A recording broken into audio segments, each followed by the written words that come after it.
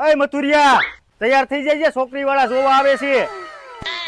અને આમ જોવો મોટી મોટી કરવામાં ધ્યાન રાખજો, જી હોય ની હાસે હાસું કહી દેજો. અને આ મોટી મોટી કરો છો ને એના હિસાબે જ મારું નથી થતું. હા ભાઈ આવે, બાપને શીખવાડીશ.